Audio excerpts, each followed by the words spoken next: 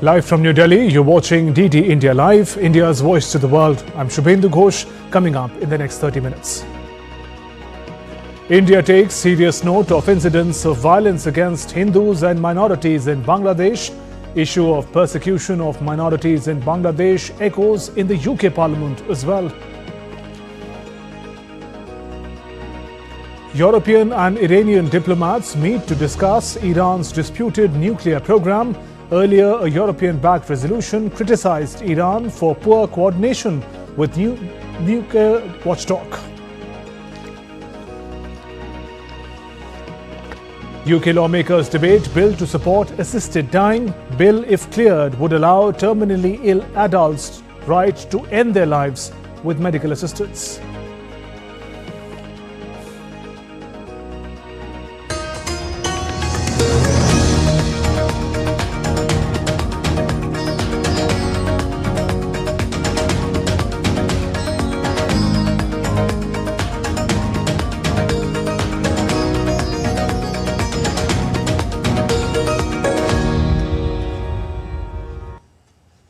Iranian and European diplomats met on Friday to discuss Iran's nuclear program in the first such engagement since Donald Trump's victory in the US elections.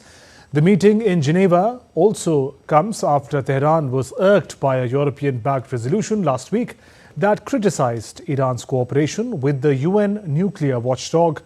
Iran has told the watchdog that it plans to ramp up uranium enrichment. During his last term, Trump pulled the US out of Iran nuclear deal.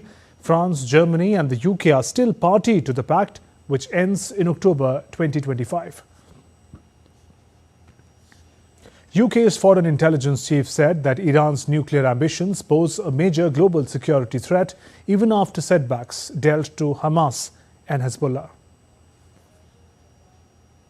DGSE and SIS share reporting insights so that discussions about peace can benefit from a common intelligence picture. Iran's allied militias across the Middle East have suffered serious blows, but the regime's nuclear ambitions continue to threaten all of us, especially friends of France and the UK in the Gulf region. Russian and Syrian warplanes bombed rebel-held northwest Syria near the border with Turkey to push back an insurgent offensive that captured territory for the first time in years. 27 civilians, including 2 students, were killed on Friday in Syrian city of Aleppo in insurgent shelling of university student dormitories. A UK-based monitoring group said more than 250 combatants on both sides had been killed in the fighting. Meanwhile, Kremlin said on Friday it wanted the Syrian government to restore constitutional order in the Aleppo region as soon as possible after an insurgent offensive there captured territory for the first time in years. Rebels led by Islamist militant group Hayat Tahrir al-Sham launched an incursion on Wednesday into a dozen towns and villages in the northwestern province of Aleppo, which is controlled by Syrian President Bashar al-Assad's forces. Kremlin spokesperson Dmitry Peskov said Moscow regarded the attack as a violation of Syria's sovereignty and wanted the authorities to act fast to regain control. Russian Defense Minister Andrei Belousov said on Friday that the cooperation agreement signed by leaders of Russia and North Korea is intended to play a stabilizing role in Northeast Asia and reduce the risk of recurrence of war on the peninsula. Belousov stated that the most important result of the summit was the signing of the new fundamental interstate document, the Comprehensive Strategic Partnership Treaty, and that it is intended to play a stabilizing role in Northeast Asia, make a positive contribution to maintaining the balance of power in the region, and reduce the risk of recurrence of war on the peninsula.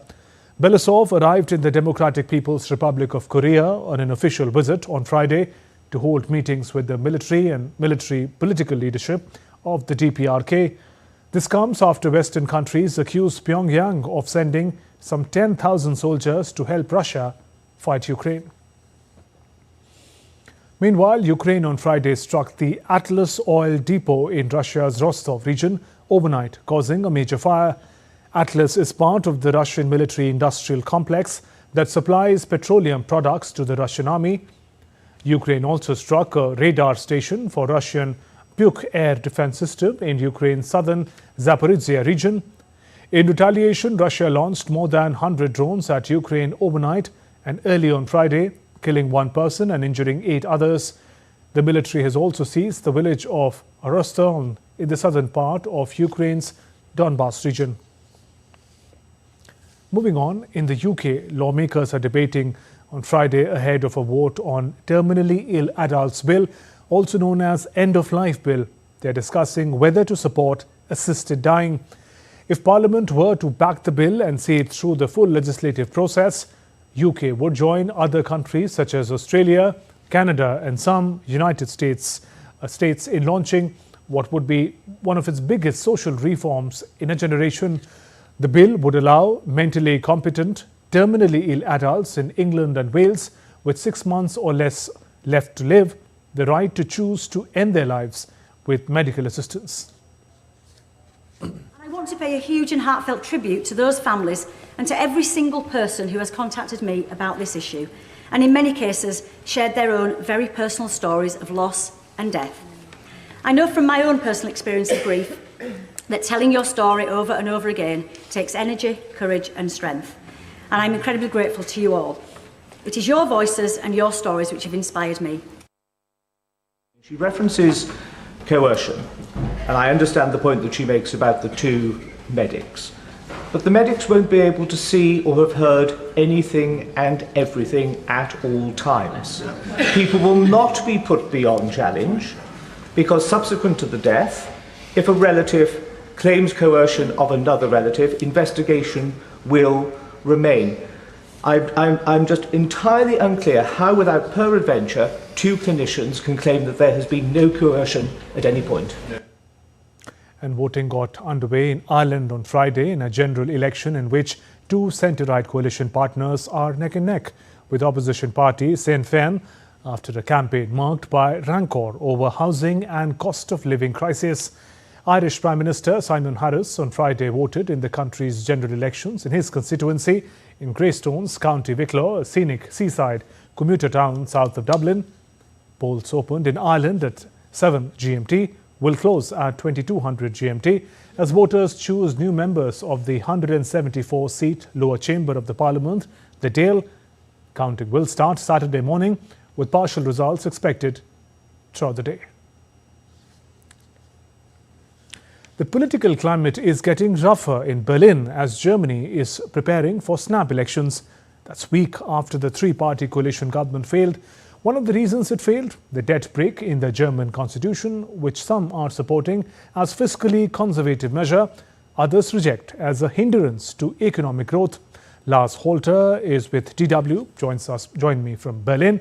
Lars, what are the current developments around the debt brake?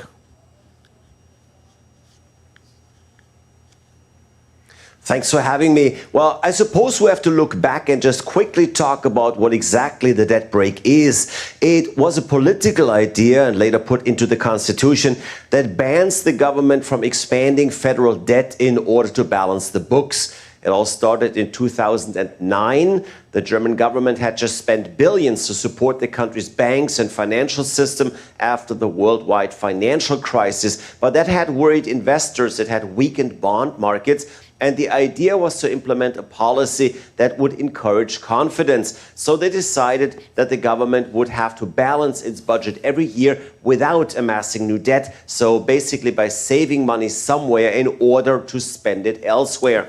For a long time, that made sense. After all, constantly adding to the country's debt leaves the government with ever-rising costs and less money to actually work with. Also, it's unfair to future generations to leave them all that debt. However, one could argue it's also unfair to future generations to let the country's infrastructure crumble, to fail to invest and threaten the country's economy and growth by strictly adhering to a concept that might have been helpful a few years ago and isn't any longer. So heading into an election, what is expected?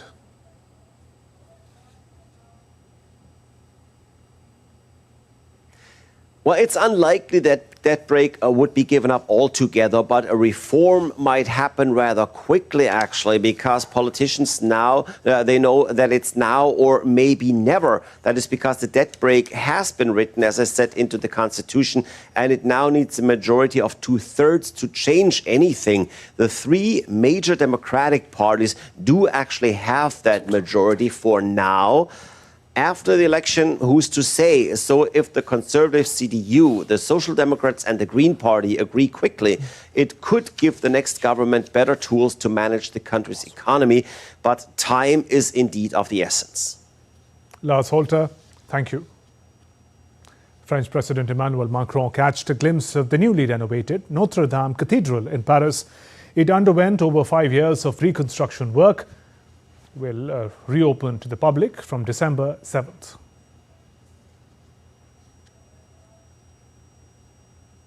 In Sri Lanka, inflation as measured by the Colombo Consumer Price Index on a year-on-year basis decreased to minus 2.1% in November 2024. Sri Lanka's Department of Census and Statistics reported that decrease was compared to the minus 0.8% recorded in October this year. Earlier this week, Central Bank of Sri Lanka said that the inflation rate in the island is expected to remain in the negative territory until mid-2025 due to stance maintained in the monetary policy. It also said that in medium term, inflation is expected to remain in the target range of about 3 to 5%. Foreign Minister of Nepal, Dr. Arzu Rana Deoba, held a bilateral meeting with Chinese counterpart Wang Yi in Chengdu city of China. It was the first visit of Nepal's Foreign Minister, Dr. Rana, to China since her appointment. Dr. Rana inspected the Consulate General of Nepal in Chengdu, China. Meanwhile, Taiwan on Friday reported an increase in Chinese military activity around the island, detecting over 41 PLA aircraft and vessels around the island. In response, Taiwan stepped up security along its maritime borders. Taiwan's armed forces conducted a comprehensive air defense drill on Thursday as China reportedly prepares for its third large-scale military exercise, Joint Sword, near Taiwan. And still to come on this edition of DD India Live. Prime Minister Narendra Modi is in Odisha for the DG-IGP conference. And in weather, flooding in northern Malaysia and southern Thailand kills 8 people.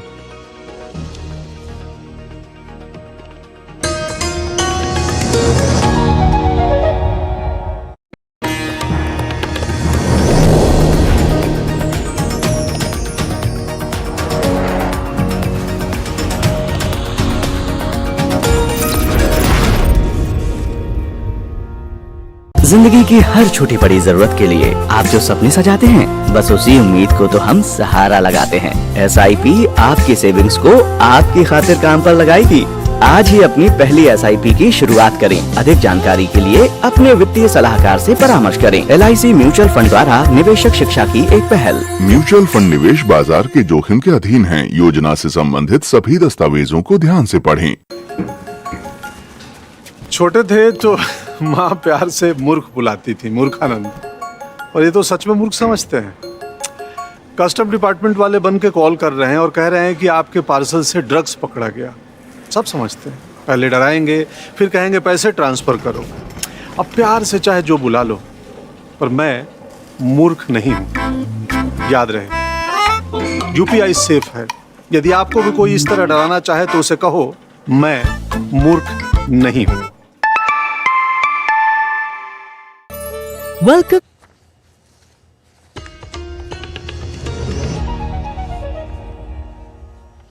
You're watching DD India Live. I'm Shubhendu Ghosh.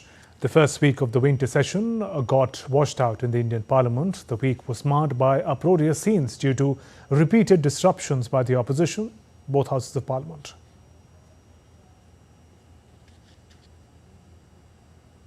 Winter session of Indian Parliament. On Friday too, Congress Member of Parliament created an uproar in the Lok Sabha on the Adani issue. Though during the question hour, Union Minister JP Nadda tried to answer questions related to the Health Ministry. However, due to ruckus created by the opposition, the proceedings of the House had to be adjourned till 11 a.m. on Monday. At the same time, the Rajya Sabha, the proposal to extend the term of the Joint Parliamentary Committee constituted for the Waqf Amendment Bill was tabled in the House. But in the upper house too, it was no different. The House had to be adjourned till Monday. Rule 267 is being weaponized as a mechanism of disruption and disruption from our normal working. There are very senior members. This cannot be appreciated. I express my deep anguish. The ruling Bharatiya Janata Party attacked the opposition on the continuous uproar in the House. The government also condemned the opposition for the disruptions. Since the beginning of the winter session, all the bills slated for the day could not come up for discussion due to repeated disruptions. Vishal Baristo's report for DD India. In a written reply in the lower house of the Indian Parliament, External Affairs Minister Dr. S. Jaishankar said government has taken serious note of incidents of violence against Hindus in Bangladesh, shared its concerns with government of Bangladesh. He said the Indian government had expressed serious concerns regarding the attacks on a puja mandap in Dhaka and theft at Josheshwari Kali Temple at Satkhera during Durga Puja this year. The High Commission of India, Dhaka, continues to monitor the situation closely. Primary responsibility for the protection of life and liberty of all citizens of Bangladesh, including the minorities, rests with the government of Bangladesh, he added. India has expressed concern over the attack on Hindus and minorities in Bangladesh. The spokesperson of the MEA, Randhir Jaiswal, said India has consistently raised the issue of threats and targeting of minorities, particularly Hindus, with the Bangladesh's interim government and asked Bangladesh to fulfill its responsibilities.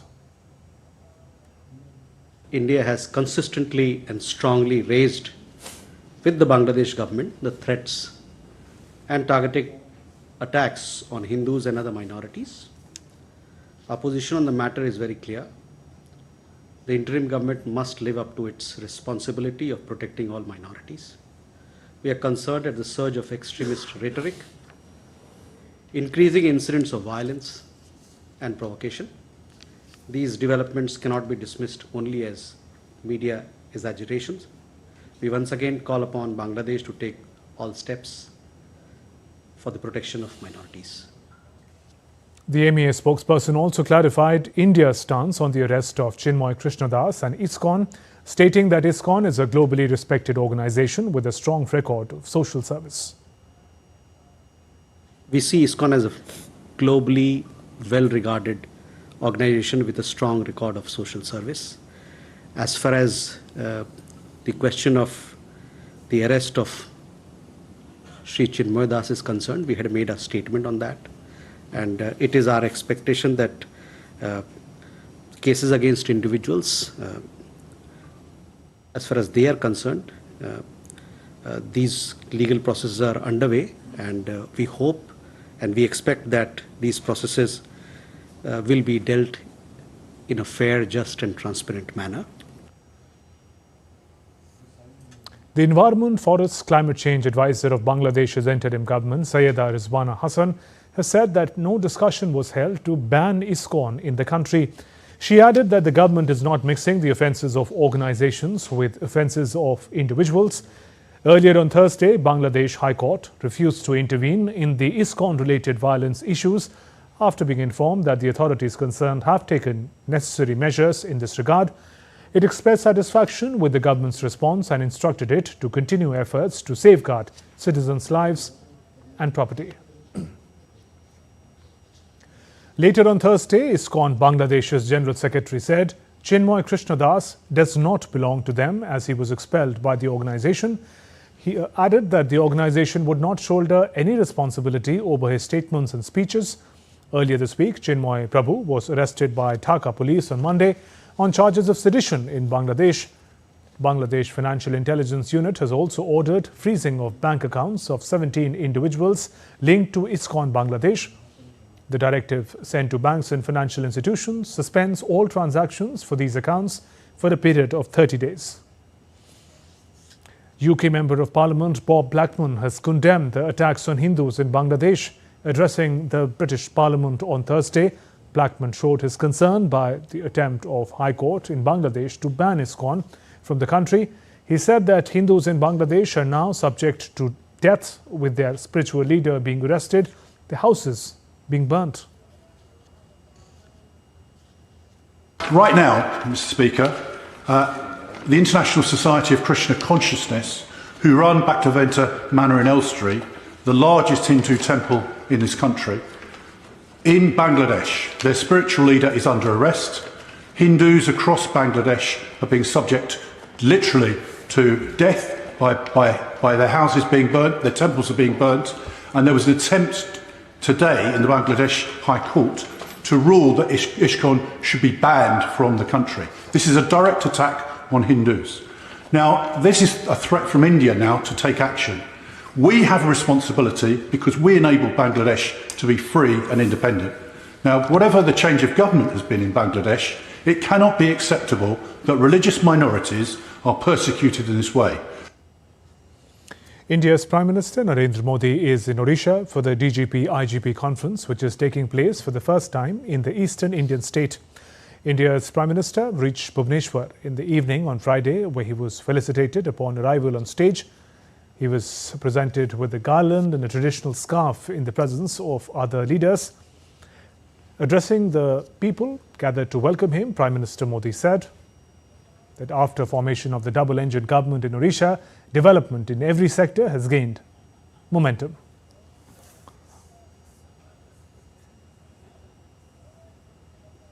Orissa में double engine की सरकार बनने के बाद यहां हर sector में विकास ने नई गति पकड़ ली है। ओडिशा में एक साथ हजारों करोड़ की इंफ्रास्ट्रक्चर परियोजनाओं पर काम शुरू हुआ है। सरकार की कल्याणकारी योजनाओं का फायदा हर वर्ग को मिलना शुरू हुआ है।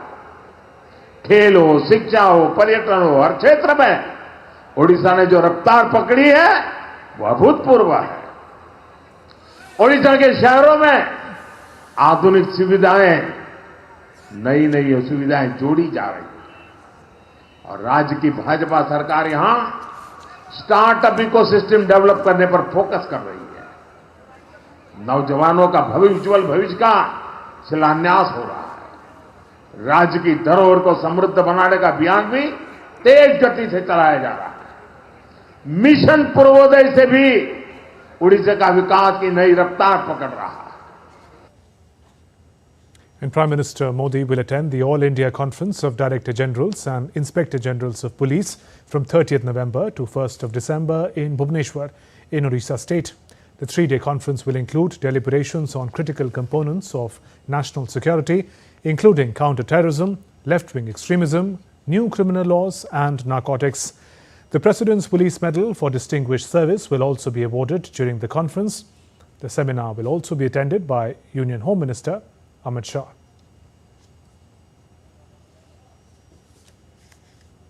In weather news, deep depression over southwest Bay of Bengal intensified into cyclonic storm Fengal at 2:30 p.m. IST, bringing more rains near Chennai's Nagapattinam in South Indian state of Tamil Nadu.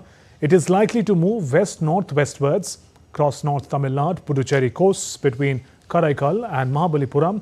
Close to Puducherry, a cyclonic storm with a wind speed of 70 to 80 kilometers per hour, gusting to 90 kilometers per hour during Saturday afternoon. Flooding in northern Malaysia and southern Thailand has killed at least 8 people and forced tens and thousands of people from their homes. More than 80,000 people were evacuated to temporary shelters in Malaysia this week, with 4 deaths recorded across the northern states. More than 240,000 households in southern Thailand have been affected by flooding, with 4 deaths reported. The weather offices of both the countries have forecast heavy rains until Saturday. Thousands of emergency services personnel have been deployed in flood-prone state along with rescue boats. Indian chess grandmaster D. Gukesh held China's reigning world champion Ding Liren to a draw in their Game 4 of the World Chess Championship match on Friday. The game ended in a draw after 42 moves as D. Gukesh, playing with black pieces, overcame a shaky initial phase in Singapore. The World Championship match is tied at 2-2 after 4 games. The first player to reach 7.5 points over 14 games will win the prestigious title. The International Cricket Council's executive board could not achieve a consensus with the Pakistan Cricket Board on the much-awaited Champions Trophy schedule. The board will reconvene in the next few days and work towards a positive resolution of the multi-nation event, which was originally scheduled to take place in Pakistan from February to March next year. The Board of Control for Cricket in India had already conveyed to ICC about its decision of not travelling to Pakistan for the tournament. The Indian Cricket Board is understood to have asked for a hybrid model for the tournament where they played their games in the UAE. Pakistan, however, have stuck to their stance and insisted that the entire tournament be played in their country. Electronic giant Sony is preparing to celebrate the 30th anniversary of the PlayStation, the iconic console that gaming industry and elevated the company to a dominant force in the market. First released in Japan on December 3rd, 1994, PlayStation marked Sony's first venture into video games. It quickly surpassed expectations, becoming a legendary success by selling over 100 million units. PlayStation also played a pivotal role in launching some of the most beloved franchises in gaming, solidifying Sony's position as a major player in the lucrative gaming sector.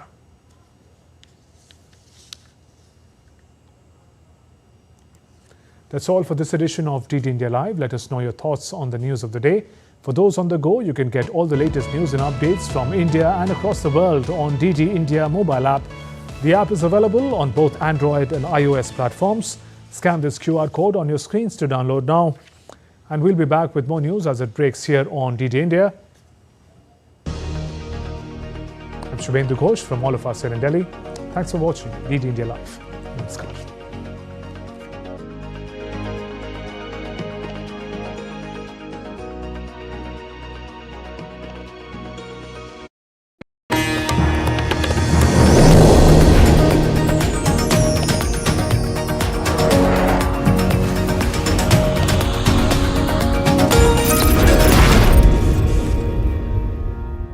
जिंदगी की हर छोटी बड़ी जरूरत के लिए आप जो सपने सजाते हैं, बस उसी उम्मीद को तो हम सहारा लगाते हैं। SIP आपकी सेविंग्स को आपकी खातिर काम पर लगाएगी। आज ही अपनी पहली SIP की शुरुआत करें। अधिक जानकारी के लिए अपने वित्तीय सलाहकार से परामर्श करें। LIC म्यूचुअल फंड द्वारा निवेशक शिक्षा की एक पहल। म्यूचुअल फंड निवेश बाजार के जोखिम के अधीन है। योजना से संबंधित सभी दस्तावेजों को ध्यान से पढ़ें। छोटे थे तो माँ प्यार से मूर्ख बुलाती थी, मूर्खानंद। और ये तो सच में मूर्ख समझते हैं। कस्टम डिपार्टमेंट वाले बन के कॉल कर रहे हैं और कह रहे हैं कि आपके पार्सल से ड्रग्स पकड़ा गया। सब समझते हैं। पहले डराएंगे, फिर कहेंगे पैसे ट्रांसफर करो। अब प्यार से चाहे जो बुला लो, पर मैं मूर्ख नहीं हूँ।